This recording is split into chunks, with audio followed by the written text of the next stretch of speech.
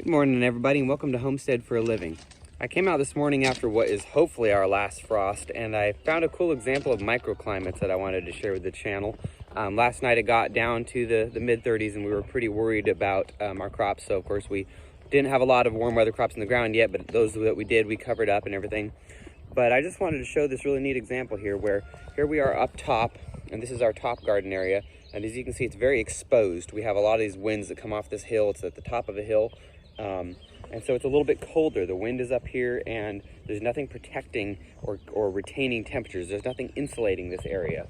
And so hopefully the camera conveys it, but you can see a little bit of frost on the tips of everything up here on our onions and here on some comfrey. You can see the little white dots of frost. But on the other hand, I will walk just a few feet away, and this is our driveway, and we very intentionally left this circle of evergreens around.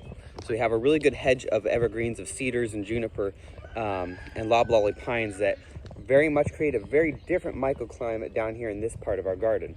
So here we're growing some of the exact same crops. We have onions and comfrey again, and you'll notice there is no white on them. There is no frost. So we're a mere 20 feet, 30 feet away from that spot, and we have a very big temperature difference and a crucial temperature difference. Up there got one last frost, down here didn't. And so as you're laying out your homestead, you really want to think about these things. How can I insulate an area, or where should I place things? Oftentimes the top of a hill is less likely to frost than lower down, because you get a frost pocket down in a holler, whereas up top does not. But in this case, the insulation of these trees around it, which includes overhead trees, we very carefully planned this garden because these trees are overhead almost. And we have a big oak also in front of it, but there's just enough light so sunlight gets through, but there's a lot of insulation to the sides and above it. And we were, of course, a little bit closer to the house and to vehicles and to outbuildings, and so there's more things holding on to thermal mass. So look for those little microclimates around your property. It might be in front of your house, on the south side of your house or of your barn.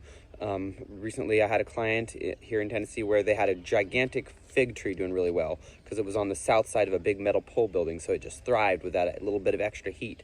And there's millions of examples of different kinds of microclimates where maybe you have a driveway with a lot of water running off, which we have right here.